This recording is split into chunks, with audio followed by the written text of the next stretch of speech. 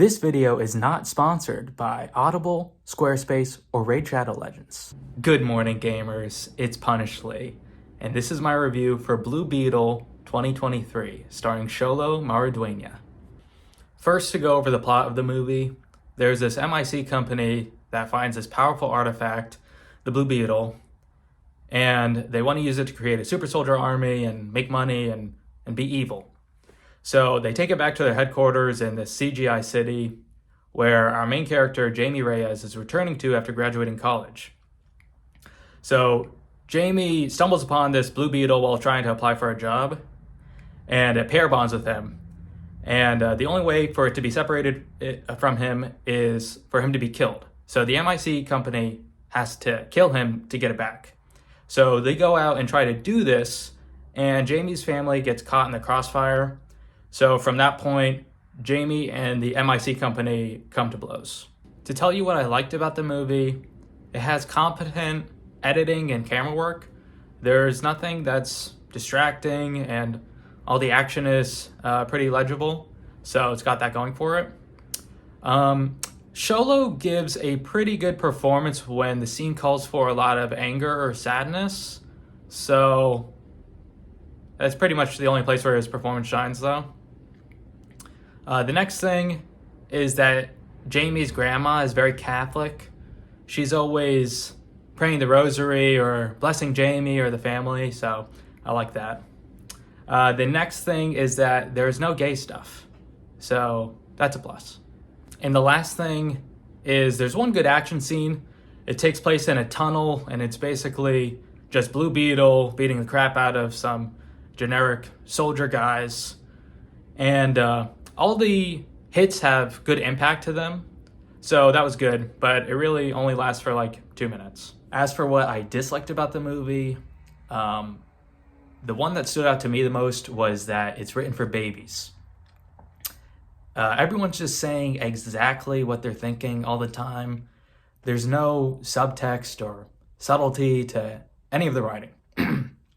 Another thing is that there are expo dumps throughout the movie, like in whether it be newspaper pages or the narrative is displayed on like TV channel, or someone's just straight up like telling you the backstory. There's that going on throughout the movie. The other obvious thing is that there are PS2 graphics littered throughout the movie. Like there's this big ugly CGI city that's in your face throughout the entire movie. And a lot of the action scenes are, filled with obvious CGI, so it's not very good looking. The other thing is that the movie has a very weak plot and story. It's just like, oh, powerful artifact, and that makes the hero a superhero. Wow, that's crazy. Never seen that before. The acting in the movie is Disney Channel movie level, so yeah, I'm not sure what else to say about it. It just was not impressive. The score was pretty mediocre. There was some like synthy parts to it at some points, but that's not really that impressive anymore. And towards the end of the movie, I thought this was kind of funny. The Blue Beetle voice inside the suit talking to Jamie, it tells him that anything that you can imagine, I can create. So you think that Jamie would be like creating all these awesome weapons and tools to like beat the bad guys. But no, for the rest of the movie, he just imagines swords.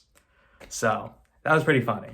Now to touch on the characters a little bit, Jamie, the main character, is pretty weak. He basically loves his family. He wants a job, just a job, and he doesn't kill. So those are really his defining traits. So they're not very interesting or dynamic for a main character. The only other character really worth mentioning is Rudy, played by George Lopez. He's just like this paranoid and conspiratorial type of guy. So I guess that's kind of a funny role for George Lopez. And he had some almost funny moments in the movie. But everyone else is really not even worth mentioning. Now for the theme. The theme for this movie is love your family's important, and don't kill people. That's basically it. Just concepts very easy for a young child to grasp. Really doesn't need to be that way for kids' movies. Kids' movies can be, interesting or have some depth to them. I mean, Shrek was a kids' movie, and Shrek was pretty interesting and well written. So this movie is very generic, and it's got bad writing and very mediocre acting, and there's PS2 graphics all over the place. So you've basically seen it a billion times already. The only thing that's really setting it apart is the whole Mexican aspect of it. But I'm not Mexican, so I can't really tell you if that part of the movie was authentic or not. So I really can't recommend you go out and watch this movie. I would give it a 5 out of 10. And this is not the part of the review where I say, oh, hey, if you like this movie, good for you, go for it. Now, if you are an adult who liked this movie, you're a knucklehead McSpazatron. Thank you for watching. Bro Feast.